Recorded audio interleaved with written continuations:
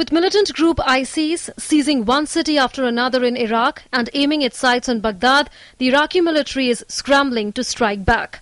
Even as militants battled the Iraqi security forces to try and capture the northern Iraqi town of Tal Afar just before dawn on Monday, a town with a population of around 2 lakh people, mostly ethnic Shiite and Sunni Turkoman, the Iraqi Defense Ministry released more videos showing assaults on positions held by the outfit in northern Iraq.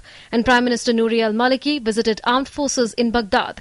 According to Iraqi state television, the Iraqi Air Force killed more than 200 militants from the Islamic State in Iraq and Syria and carried out air raids against it in Saklavia, northwest of Fallujah. US media reports suggest that the US is mulling holding direct talks next week with Iran on the violence in Iraq, even as it boosts its security at the US embassy in Baghdad with military personnel. Iran is reported to have sent hundreds of troops to fight alongside Iraqi government security forces in the Ala province. On Sunday, ISIS militants posted grisly images online claiming to show mass execution of hundreds of members of Iraq's security forces as evidence and warning of more killing to come. The militants' claim of mass execution could not be independently verified, but if their claim of killing 1,700 soldiers in Tikrit is confirmed, it would be the worst mass atrocity in Syria or Iraq in recent times, surpassing chemical weapons attacks in Damascus last year.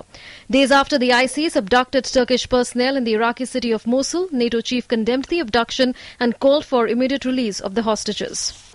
I condemn the unacceptable attack on the Turkish Consulate General in Mosul, and I call for the immediate release of Turkey's kidnapped diplomatic and security personnel.